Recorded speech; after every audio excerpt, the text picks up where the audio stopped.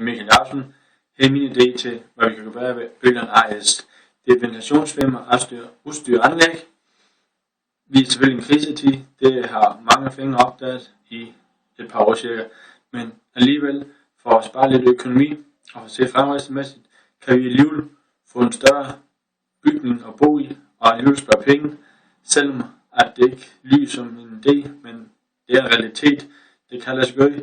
Man skal bare finde de rigtige omgivelser med den rigtige placering i den rigtige by, for det drejer sig om penge er magt.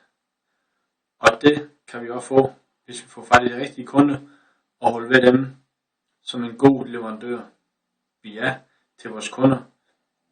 En kampagne i den periode, vi skal køre, vi skal være lidt mere i konsekvens, fordi det handler om at vide det med det samme, i stedet for at tøve, og vi skal vise det lidt mere tydeligt, fordi sidste kampagne, var I har, den var ikke så relevant, og den var ikke så let at forstå, fordi I kører så et bredt udvalg, smarte udvalg og mere konsekvens og hårdt, det er det, hvad de kan lide, og det er det, de bare kan se en mening med det, fordi så kan de hurtigt opfatte det, og så går det ikke videre til deres konkurrenter, for eksempel Lindab.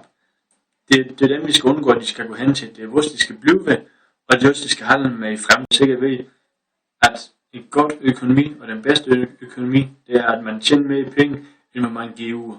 Så derfor skal man jo overleve på den bedst mulige måde, og så skal man bare knalde baller sammen nogle gange. Det er man nødt til. Det kan være hårdt i start, og det kan være sjovt, men det er den sidste og den bedste konsekvens nogle gange. Om mandagen kan vi lige ringes ved, eller eventuelt mødes, og så lige få det drøftet igennem det sidste, inden vi sådan skal finde ud af, hvad det skal være, hvordan det skal være, og hvorfor det skal være. Tak skal I have. Vi ses. Hej.